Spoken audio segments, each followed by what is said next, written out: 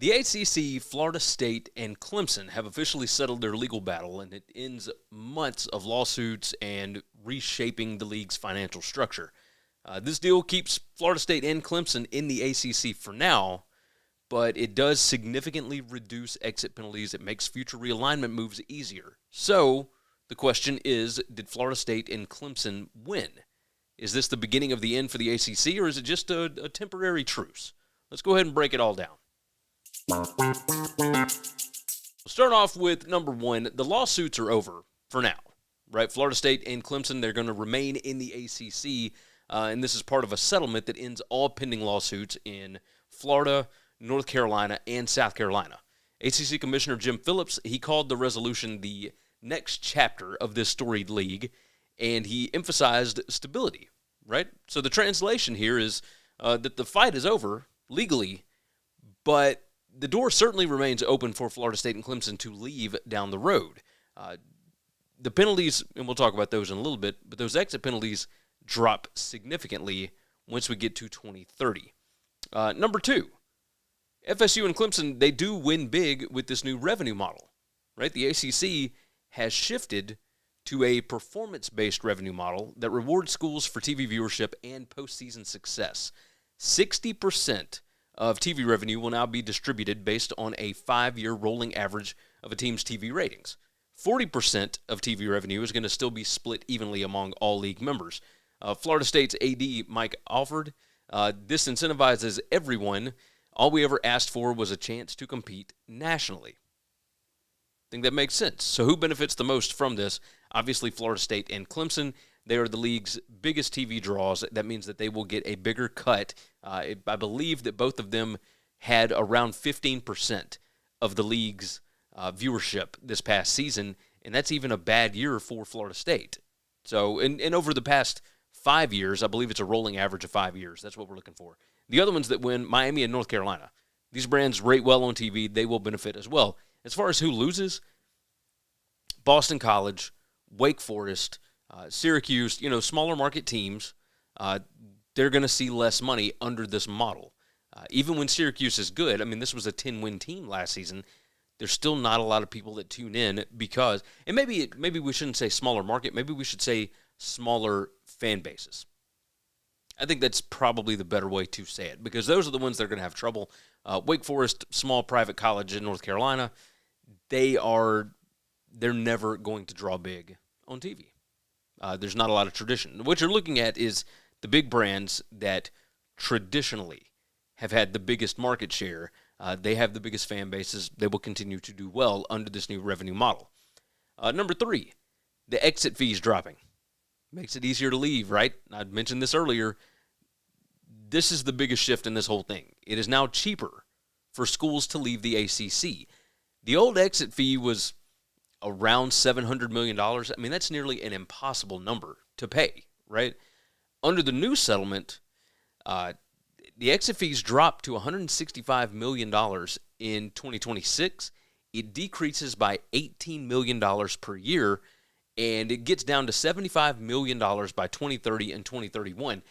Most importantly, the departing schools will keep their media rights, meaning that they won't lose their TV revenue if they leave, which is a huge, huge change because a big part of these legal fights that they were having, these lawsuits, was about if Florida State left the ACC, they still wouldn't be able to get their TV rights to go to whatever new league they have until 2036 when the ESPN deal is done.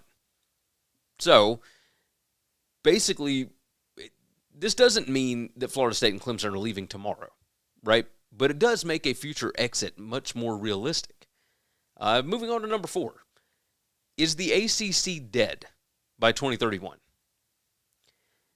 And I think that's a very good question.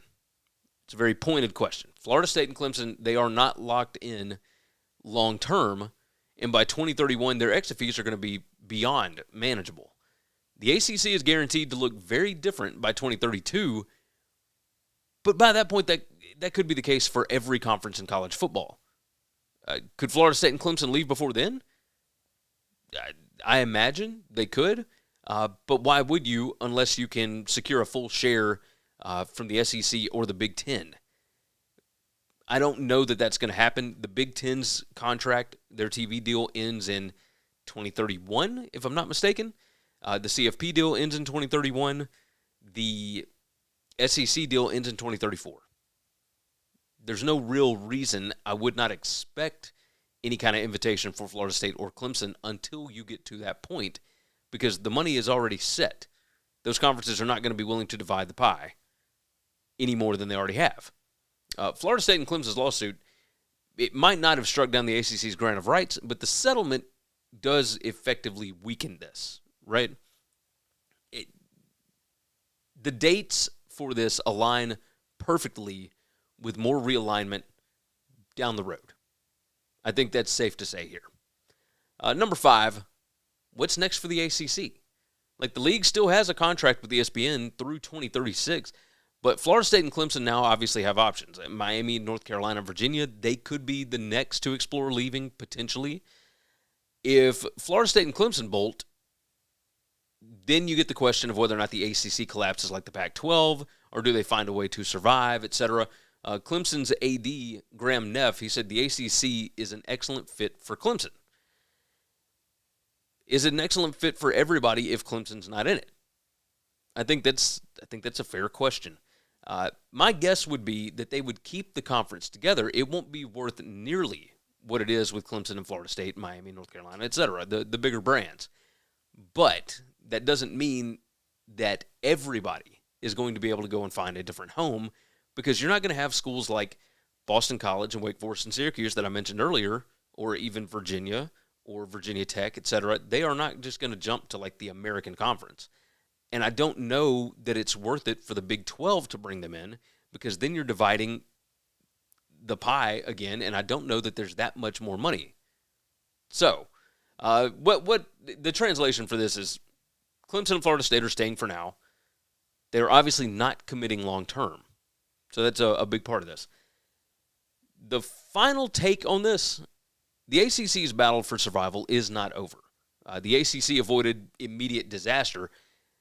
This is far from done at this point, but I think it does give them some stability for at least the next, 5-ish years or so, 4 or 5 years. Florida State and Clemson do certainly have an easier path out. Other schools could follow, because now there is at least a price tag put on it. You know what you got to pay. You don't have to get into these legal arguments, etc. You know exactly what the deal is. So will 2026 be the year that the exodus begins, or do we think that the ACC finds a way to hold things together? I believe that we're probably good until 2029, 2030, somewhere around there, when that grant of rights exit fee drops significantly. One thing is pretty clear with this. The ACC's fight for survival is just entering the next phase. I don't anticipate, and I think that the powers that be in the ACC don't anticipate this league, with the way that it is currently structured, being around for decades, right? I don't think that that's what this was set up for. I believe that Cal and Stanford and SMU were brought in so that when some of the bigger brands leave, you already have schools built in. I think that's what we're looking at. So, is the ACC stable, or is this just a temporary Band-Aid right before bigger moves happen? You guys give me your thoughts in the comments. I think this story is far from over, but we'll get there. We at least have a little bit of clarity now, and I would love to know your comments. Thanks for listening to Winning Cures Everything. Make sure and follow me on Twitter @GaryWCE. If you want to toss in a question, you can email me Gary@winningcureseverything.com. Make sure and hit that subscribe button, and we'll see you next time.